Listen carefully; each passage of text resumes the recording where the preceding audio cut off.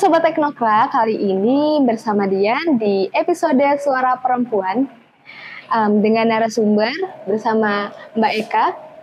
Mbak Eka ini merupakan seorang aktivis perempuan dan anak, dan dia juga salah satu alumni Teknokra pada tahun 2000. Tahun 2000, angkatannya 19. Iya, angkatan 19. Halo Mbak Eka, bagaimana nih kabarnya akhir-akhir ini? Lagi sibuk ngapain sih Mbak? Halo semuanya, kabarnya sih baik ya, harus selalu baik lah. Jadi bisa memberikan aura yang positif. Kalau sekarang aktif di sebagai konsultan Rumah Sakit Unila akhir-akhir ini. Oh gitu, sangat sibuk sekali ya Mbak ya? Ya gitu deh. Ya. Ngomong-ngomong nih Mbak, belakangan ini kan lagi viral tuh kasus kekerasan dalam rumah tangga yang dialami oleh seorang selebgram. Yang kita lihat tuh kan dari covernya itu dia sangat bahagia, sangat mempunyai anak yang lucu dan mempunyai anak yang tampan dan manis gitu. Tapi dalam rumah tangganya itu tidak terlihat sama sekali gitu. Sangat terlihat harmonis. Itu bagaimana sih menurut Mbak?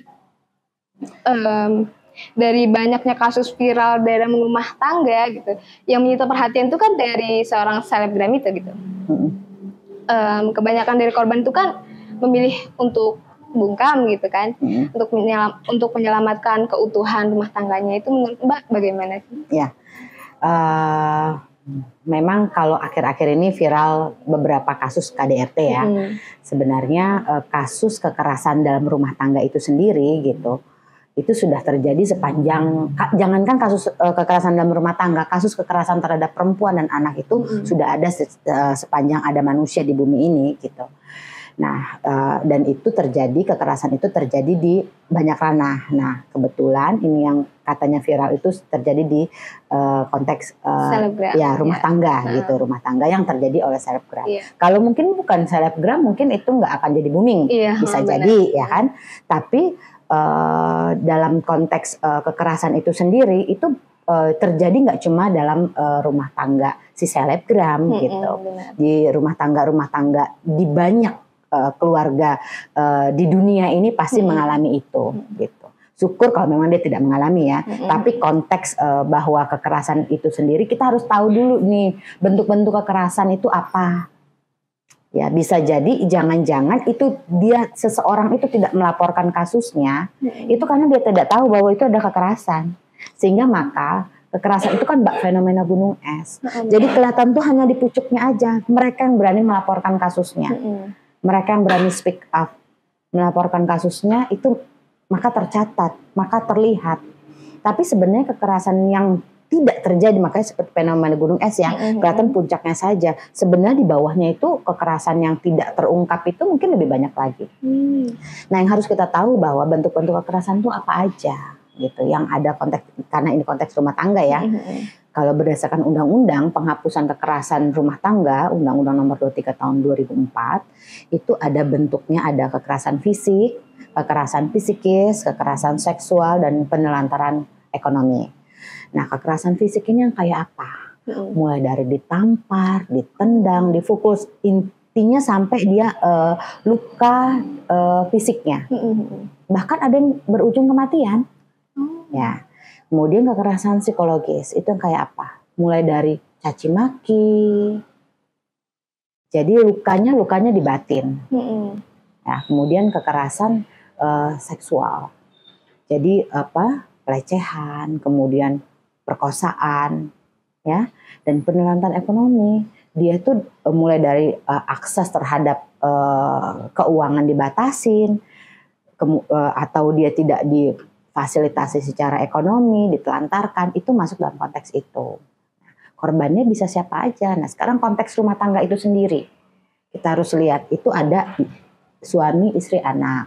Itu dalam konteks yang keluarga kecil atau dalam bahasa sosiologinya itu nuclear family, kelompok keluarga yang kecil. Tapi konteks KDRT di sini juga bisa extended family.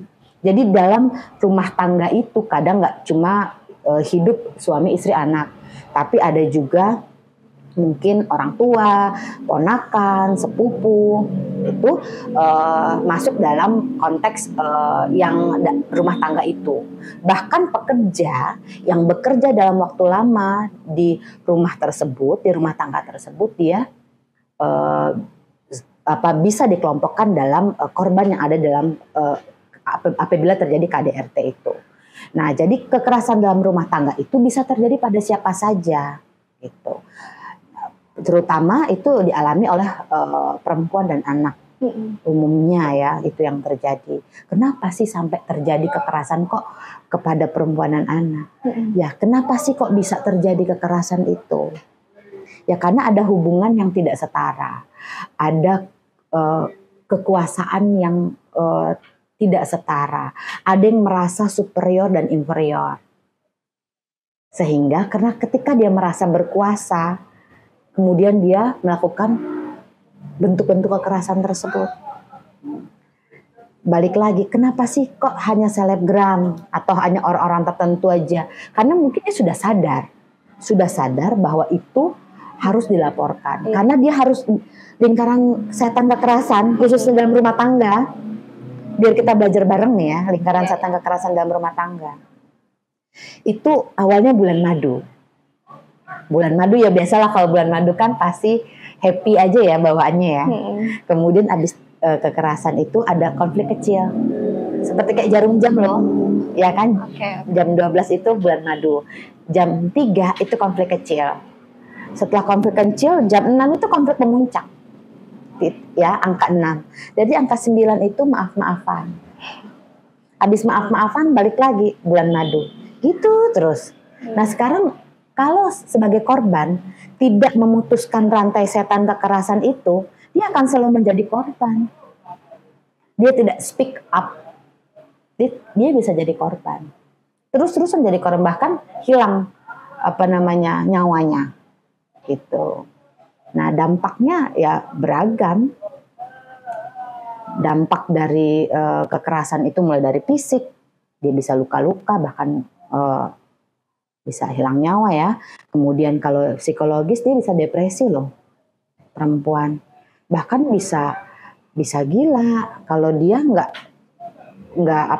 memutuskan rantai kekerasan itu. Karena ketika seorang menguasai si korban, dia pasti akan menutup akses untuk ke dunia luar sehingga orang tidak mengetahui kekerasan itu. Gitu. Itu kan upaya-upaya seperti itu. Gitu. Jadi dalam konteks KDRT itu ada bentuk-bentuknya ya, seperti yang dijelaskan oleh Mbak tadi, yaitu seperti menampar, kekerasan psikis, lalu fisik, kemudian sampai psikis, seksual. Iya, seksual sampai dengan merenggut nyawa begitu, Mbak. Dan itu harus diputuskan rantainya, yaitu dengan cara speak up begitu. Nah, begini Mbak, misalnya dia harus sadar bahwa dia itu korban, ini bentuk kekerasan, ini saya adalah korban dan saya ingin memutus itu. Saya tidak ingin lagi jadi korban terus-terusan gitu kan. Misalnya nih, kita sedang jalani sebuah hubungan gitu ya Mbak. Nah, apa sih yang dapat membedakan atau bagaimana sih kita bisa melihat ciri-ciri seorang lelaki gitu yang bisa melakukan kekerasan gitu dalam konteks hubungan? Ya, kalau secara fisik, kalau secara kasat mata sih kita susah ya, karena pelaku itu biasanya umumnya laki-laki ya, karena dia merasa memiliki kuasa. Kenapa disebut laki-laki umumnya sebagai pelaku kekerasan? Karena itu kalau kita runutin ke belakang, berurut ke belakang, itu kekerasan terhadap perempuan itu kan sudah ada tuh latar belakangnya karena juga pengaruh budaya, ya kan? Budaya apa? Budaya patriarki, budaya yang selalu mengutamakan laki-laki, budaya yang mendorong laki-laki untuk selalu menjadi superior, dan perempuan dikonstruksikan untuk jadi inferior. Ya, benar. Tempatnya itu ya cuma di dapur sumur kasur deh.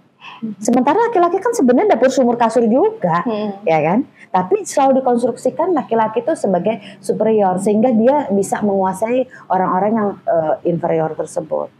Nah, itu latar belakangnya beragam. Pelaku itu nggak mesti dia itu pengangguran, nggak mesti dia itu nggak punya pekerjaan. Jadi kita mau melihat si laki-laki itu secara kasat mata itu susah sebenarnya ya. Oh dia pelaku kekerasan, nggak mau deh main sama dia. Nggak seperti itu gitu.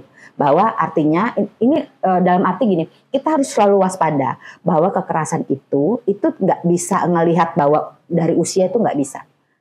Ngelihat dari karena dia masih muda nih nggak mungkin nih. Oh enggak. Karena dia latar belakang pekerjaan, karena dia misalnya dokter nih, nggak mungkin dia melakukan kekerasan sama istrinya, nggak mungkin. Karena dia misalkan pendidik atau pendidik misalkan, karena dia pendidik, nggak mungkin deh dia jadi pelaku kekerasan, enggak. Karena dia pengangguran dia jadi pelaku kekerasan, enggak. Jadi kita nggak bisa mengukur orang itu hanya dari kasat mata dilihat begitu saja gitu. Kita memang kalau memang ini harus mendalami lebih jauh karakternya, kemudian ada komitmen nih baiknya di awal, jangan sampai terjadi tindakan seperti itu nanti dalam ketika berumah tangga. Oke. Lalu sebenarnya nih Mbak, apa sih yang membuat perempuan itu banyak yang tidak melaporkan kasus-kasus kekerasan dalam rumah tangganya itu? Dia itu menunggu beberapa tahun gitu, baru dia melaporkan. Itu alasannya apa sih Mbak? Ya, rata-rata pertama karena mereka ini nggak tahu ya. Mereka itu tidak teredukasi bahwa kekerasan itu jangan-jangan yang mereka alami ada kekerasan. Jangan-jangan mereka tuh nggak tahu bentuk-bentuk kekerasan sehingga apa yang mereka alami sekedar caci maki atau ditampar itu hal biasa.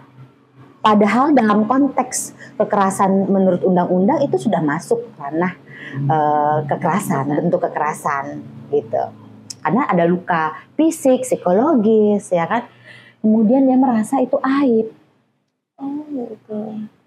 Kalau dia seperti itu kan itu aib. Jadi dia untuk speak up itu ya untuk sekedar berbagi cerita, jangankan kok ke teman atau ke orang tua itu mungkin malu ya, karena selalu dikonstruksikan budaya selalu dikonstruksikan harus nurut seperti itu. Nah jadi itu yang bikin perempuan itu selalu terjebak dalam lingkaran setan kekerasan tersebut. Dilemanya anak lagi, padahal sebenarnya kalau dia selalu berada di lingkaran setan kekerasan, dia mengalami kerugian sendiri. Iya, benar. Anaknya mengalami kerugian juga. Kenapa? Si anak bisa juga secara psikologis kan terganggu. Benar. Ya. Dan juga dari bentuk kekerasan yang dialami orang tuanya, itu bisa jadi role model di kemudian hari. Role model, jadi dia mengikuti apa yang terjadi dilihat orang tua yang seperti itu, nanti dia bisa merekam dan melakukan hal yang sama. Jadi dengan kita berani untuk memutus rantai setan kekerasan itu adalah upaya seorang perempuan korban itu untuk keluar dari lingkaran itu, untuk memutus kekerasan, kekerasan yang selalu dia alami, gitu.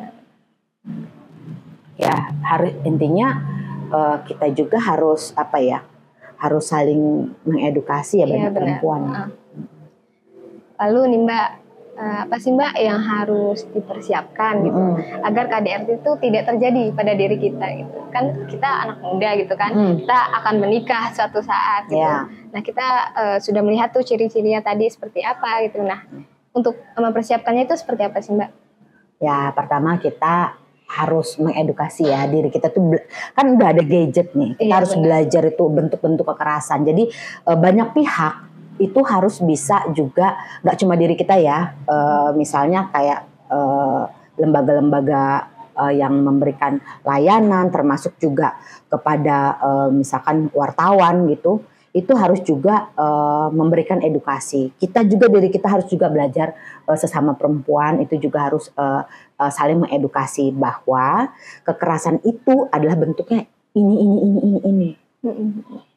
Kalau dia tidak mengetahui bentuk-bentuk kekerasannya saja, dia tidak mengetahui, kemudian dia tidak mengetahui dampak dan apa sih perlindungannya buat perempuan ini, dia pasti akan terjebak dalam lingkaran itu lagi gitu. Jadi kita mengedukasi diri kita, mengedukasi banyak pihak juga, yang diedukasi juga nggak cuma perempuannya, laki-lakinya juga. Kenapa? Karena kalau seandainya dia menjadi pelaku, kan sudah siap tuh ada hukumannya, ya kan? Selain itu kan juga kalau dia melahirkan generasi yang anti kekerasan, mulai dari 2% itu kan, yang 2 perempuan laki-laki itu yang mau menikah itu, dia tujuan menikah itu apa? Ya kan, akan melahirkan generasi-generasi, harapannya generasi anti kekerasan. Jadi edukasi itu harus terus-menerus.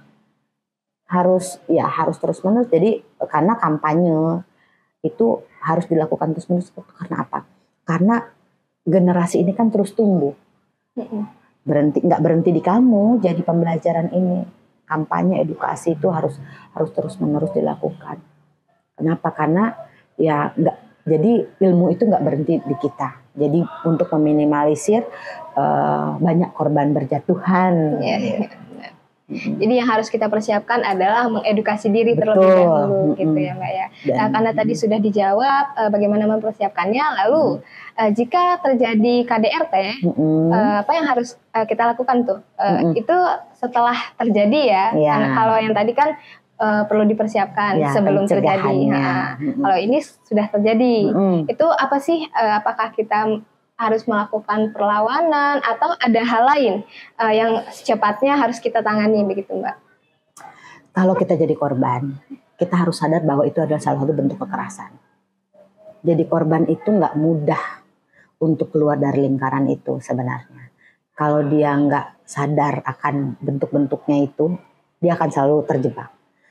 Kalau jadi korban, dia harus sadar dulu bahwa dia jadi korban pertama. Kedua, dia harus ada strateginya apa nih yang mau dibangun dia. Harus begitu dulu, speak up yang pertama. Ya, kalau dia nggak berani speak up, bahwa merasa itu adalah selalu adalah rumah tangga itu adalah ranah privat saya yang harus saya jaga, itu nggak seperti itu.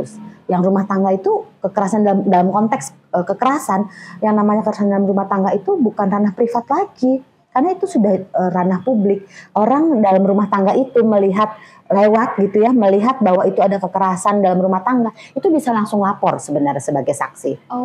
Nah, dalam undang-undang PKDRT itu seperti itu. Jadi dalam arti bahwa itu bukan ranah privat lagi gitu. Itu ya. Kemudian dia harus tahu nih setelah ini dia kemana. Nah, sebenarnya banyak lembaga-lembaga mulai dari aparat penegak hukum itu jadi pintu juga dia buat masuk. Kemudian bisa juga langsung ke rumah sakit kalau misalkan dia babak belur gitu ya, selain ke keluarga ya. Nah, kemudian ke lembaga layanan lainnya. Kenapa? Karena untuk layanan perempuan korban kekerasan itu semua pintu adalah pintu yang tepat buat perempuan korban. Jadi ingat, semua pintu tuh ada pintu yang tepat buat perempuan korban. Jadi jangan merasa saya harus kemana dulu, enggak. Jadi dia nggak usah bingung ketika dia udah speak up, dia melaporkan ke keluarganya, dia harus kemana, nggak usah bingung.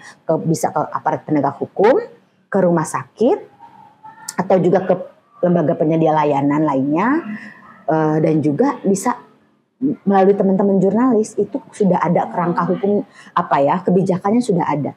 Jadi di Lampung ini sudah ada SOP, mekanisme rujukan dan layanan bagi saksi dan atau perempuan korban kekerasan berbasis gender dan TPPO.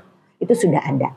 Jadi ketika seorang perempuan berani untuk memutuskan rantai setan kekerasan yang dia alami, itu dia harus kemana, semua pintu-pintu yang tepat. Kenapa? Karena nanti mekanisme rujukannya berjalan. Misal si perempuan korban lapor ke polisi, nanti perempuan ini ketika dia sudah lapor, dia butuhnya apa? Layanan kesehatan, dirujuk ke layanan kesehatan.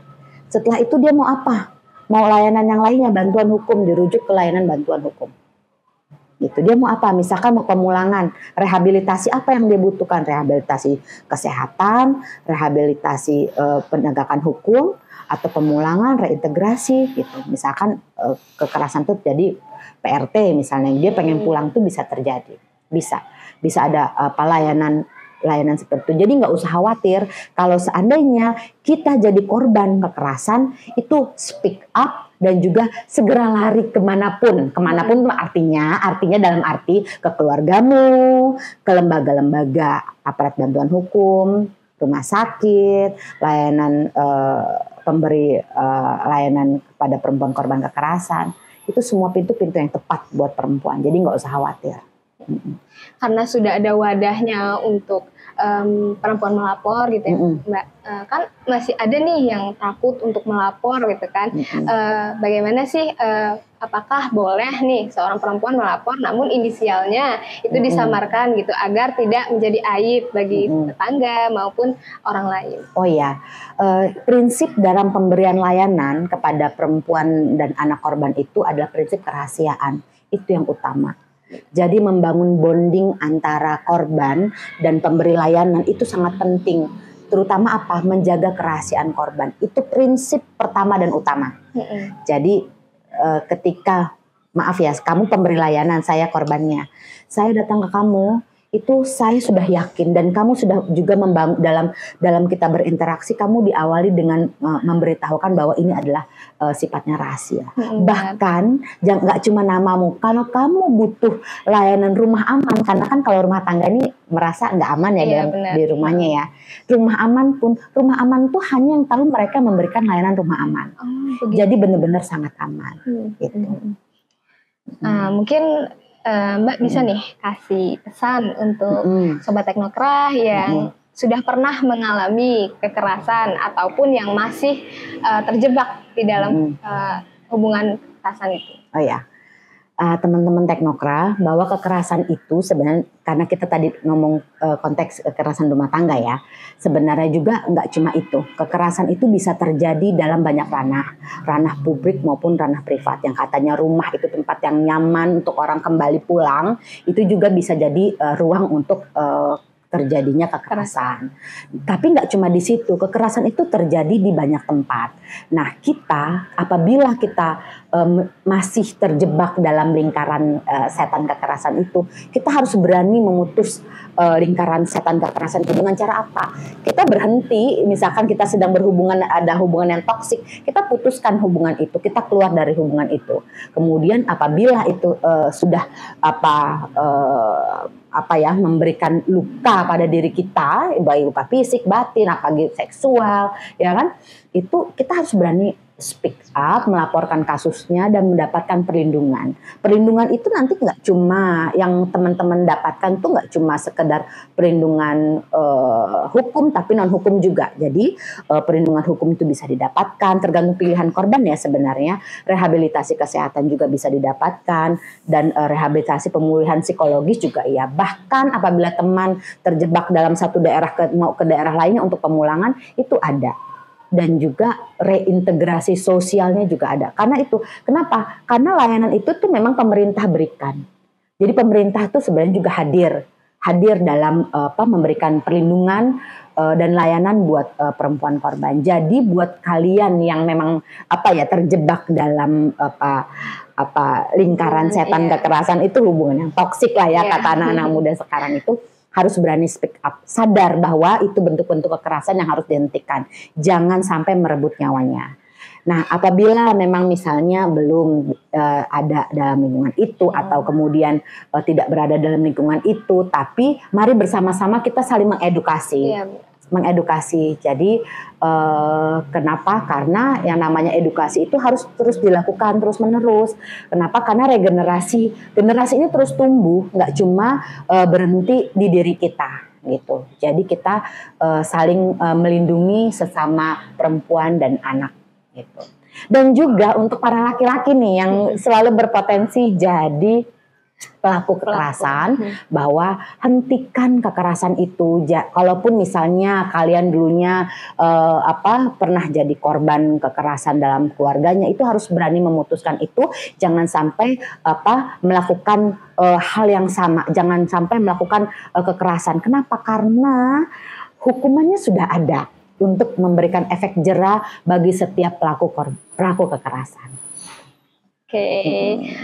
Mungkin sudah di penghujung.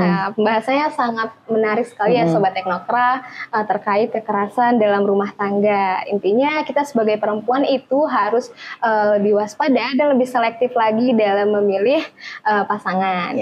Terima kasih juga untuk Mbak Eka yang sudah meluangkan waktunya untuk bisa datang untuk bisa berbincang dalam podcast kali ini. Sekian podcast episode Suara Perempuan bersama Dian. Jangan lupa kunjungi website teknokra.co dan Teknokra ID. Jangan lupa juga follow akun sosial media Teknokra yaitu Instagram, Facebook, TikTok, X, Spotify, dan YouTube. Sampai jumpa.